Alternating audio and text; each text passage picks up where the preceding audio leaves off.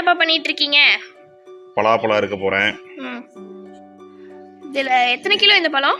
அப்பா, ஒரு மரத்துல இருந்து பலா பிஞ்சு விடுதுன்னா பழுக்கிறதுக்கு எத்தனை நாள் ஆகும்? அப்பா, நம்ம பலாத்தோப்பு வச்சு எத்தனை வருஷம் ஆகுது?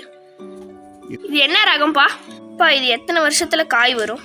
பலாப்பழத்துல எத்தனை ரகம்பா இருக்கு? இந்த ரகம் என்னப்பா ஸ்பெஷல்? 30 ரகம் இருக்குன்னு சொல்றீங்க, ஏன் இந்த ரகத்தை செலக்ட் பண்ணி வச்சீங்க? அப்பா, சொலை மஞ்சள் கலர்ல தான் பார்த்துருக்கோம், வேற எதுவும் கலர்ல இருக்கா? பலா எதுக்கு இதுக்கெல்லாம்ப்பா யூஸ் ஆகுது?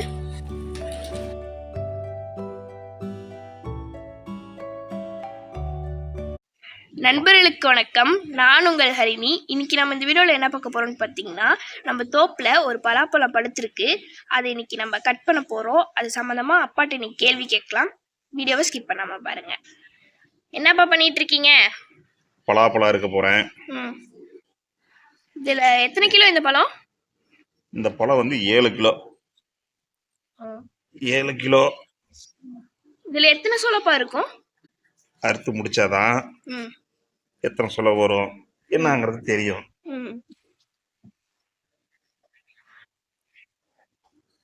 அப்பா, ஒரு மரத்துல இருந்து பலா பிஞ்சு விடுதுன்னா அது பழுக்கிறதுக்கு எத்தனை நாள் ஆகும்? ஒரு பிஞ்சு மரத்துல விட்டுச்சு அப்படின்னா 120 நாள் ஆகும் அது முத்துறதுக்கு. 120 டேஸ். 120 டேஸ் ஆச்சு அப்படின்னா நாம காயை அறுத்துடலாம்.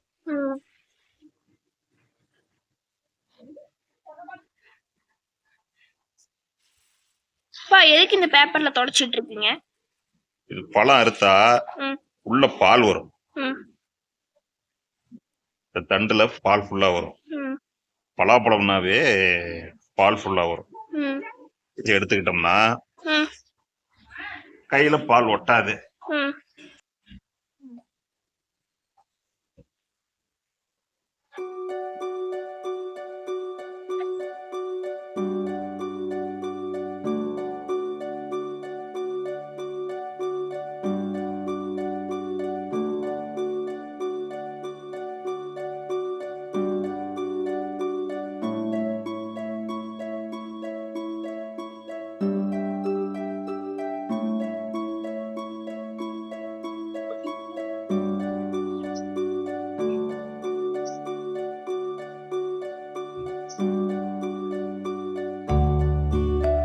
அப்பா, நம்ம பலாத்தோப்பு வச்சு எத்தனை வருஷம் ஆகுது? இது நம்ம தோப்பு வச்சு 12 வருஷம் ஆகுதுங்க. இது என்ன ரகம்பா? இது பாலூர் 1ங்கிற ரகம். நம்ம தமிழ்நாடு கவர்மெண்ட் இருக்கு இல்லையா, அது இந்த ரகத்தை ஆவணப்படுத்தியிருக்காங்க. சிறந்த ரகம்னு சொல்லிட்டு ஆவணப்படுத்துவாங்க. அந்த ரகம் இது பாலூர் 1. இது எத்தனை வருஷத்துல காய் வரும்? மரம் வச்சதுல இருந்து 5வது வருஷத்துல காய் வந்துரும்னு சொல்றாங்க. சிங்கிள் மரமா இருந்தா வந்துருங்கன்னு.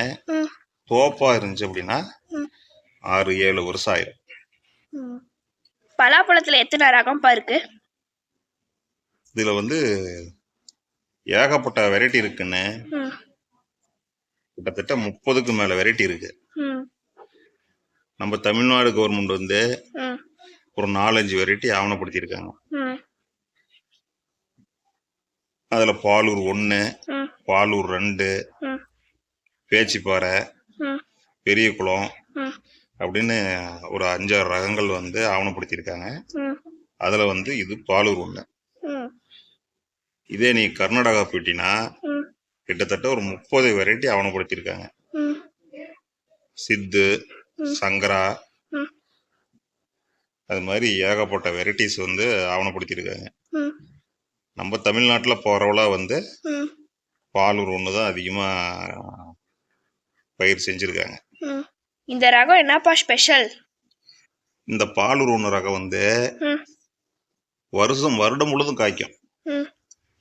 பொதுவா இது என்ன ஆவணப்படுத்தியிருக்காங்க அப்படின்னா 2 பருவ காயின்னு ஆவணப்படுத்தியிருக்காங்க.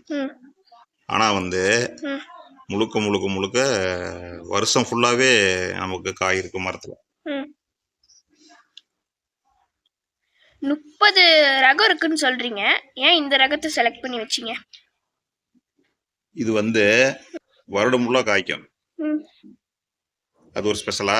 ம் இப்போ நமக்கு வந்து ம் ஏப்ரல் மே ஜூனில் பலாப்பழம் ம் சர்வசாதாரணமாக கிடைக்கும். ம் இதே செப்டம்பர், அக்டோபர், நவம்பர், டிசம்பர், ஜனவரிலாம் வந்து ம் பழம் கிடைக்குமா? கிடைக்காது இல்லையா? ம் அப்போ நம்மக்கிட்ட பழம் இருந்துச்சு அப்படின்னா நல்ல ரேட்டு போகுமா? ம் அதுக்காக தான் ம் இந்த பாலூர் ஒன்று ரகத்தை செலக்ட் பண்ணி வச்சது. ம் பா சொலை வந்து மஞ்சள் கலர்ல தான் பார்த்துருக்கோம். வேற எதுவும் கலர்ல இருக்கா? சொலை வந்து 6-7 கலர்ல இருக்கு கண்ணு. ம் இது வந்து ம் அடர் மஞ்சள். ம் இதே ம் இதே வந்து நம்ம பியூர் ரெட்டு ம் அந்த மாதிரி சொலை கூட இருக்கு. ம் அதான் நான் முன்ன சொன்னேன் இல்லையா, ம் சித்து சங்கரா, ம் அந்த 2 வெரைட்டியும் ம் பியூர் ரெட்டு. ம் நம்ம கையில் அறுத்த ரத்தம் எப்படி வரும் ம் அந்த கலரில் இருக்கும். ம் அப்புறம் ம் ஆரஞ்சு இருக்கு, ம் டார்க் ஆரஞ்சு இருக்கு, ம் லைட் ரெட் இருக்கு.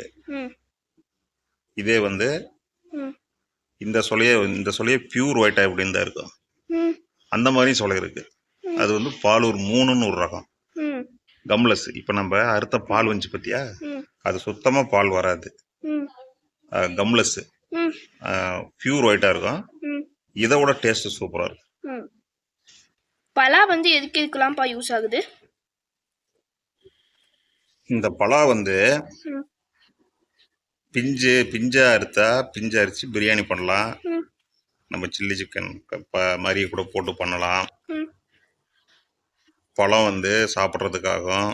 ம் இந்த பழத்தில் என்னென்ன டிஷ் தெரியுமா பண்ணலாம்? ம் லட்டு செய்யலாம், ம் மைசூர் பாக் செய்யலாம், ம் எல்லாமே செய்யலாம். ம் அதை விட்டுட்டு வந்து இப்போ இது நம்ம பழம் அறுத்தோம் இல்லையா, ம் இதே முத்தின காயை அறுத்து ம் உள்ள அறுத்தோம் அப்படின்னா சொலை ஒயிட்டாக இருக்கும். ம் அதை எடுத்து தனியாக நம்ம சோலார் ட்ரையரில் காய வச்சு ம் அதை பவுட்ரு பண்ணி சாப்பிட்டோம்னா ம் சுகர் பேஷண்ட்டுக்கெல்லாம் சூப்பராக இருக்கும். ம் பயங்கரமான ப்ரோட்டீன் இருக்குது. ம் சுகர் பேஷண்ட் சாப்பிட்லாம். ம் இந்த ஈர் இருக்குது பற்றியா, ம் இந்த ஈர், ம் இந்த ஈரை அறுத்து ம் நம்ம கடல மாவு பக்கோடா செய்யலாம். ம் இந்த ஈரில் பக்கோடா செய்யலாம். ம் செம்ம டேஸ்ட்டாக இருக்கும். ம் உள்ள கொட்டை வந்து ம் கொட்டையை வேக வச்சு சாப்பிட்லாம். ம் கொட்டையை பவுட்ரு பண்ணி அதையும் நம்ம டெய்லி டீ குடிக்கிற மாதிரி ஒரு ஸ்பூன் போட்டு சுடு தண்ணியில் குடித்தோம்னா ம் சுகர் நல்லா கண்ட்ரோலில் தான். ம் பலா இலை இருக்குது பற்றியா, ம் பலா இலையும் வந்து ம் சுகரை ஈஸியாக நல்லா கண்ட்ரோல் பண்ணும். ம் இப்போ பலா இலையை வந்து ம் ஒரு டம்ளர் தண்ணியில் வந்து ம் ரெண்டு இலை போட்டு ம் அதை நல்லா காய்ச்சி ம் ஒரு டம்ளராக மாற்றி குடித்தோம்னா ம் சுகர் கண்ட்ரோல் கிடைக்கும். ம் இவ்வளோ பெனிஃபிட்ஸ் பலால் இருக்குது. ம் இதுலேயே இன்னும் நிறையா டீட்டெயில்ஸ் இருக்குது மக்களே. வீடியோ ரொம்ப லென்த்தாக போகுது. நம்ம அடுத்தடுத்த வீடியோவில் பார்க்கலாம். வீடியோ பிடிச்சிருந்தா லைக் பண்ணுங்கள், ஷேர் பண்ணுங்கள், கமெண்ட் பண்ணுங்கள். மறக்காமல் ஹரிணி நேச்சுரல் ஃபார்மிங் சேனலை சப்ஸ்கிரைப் பண்ணிக்கோங்க. நீங்கள் சப்ஸ்கிரைப் பண்ணால் தான் எங்களுக்கு அடுத்தடுத்த வீடியோ போடுறதுக்கு மோட்டிவேஷனாக இருக்கும். நன்றி மக்களே.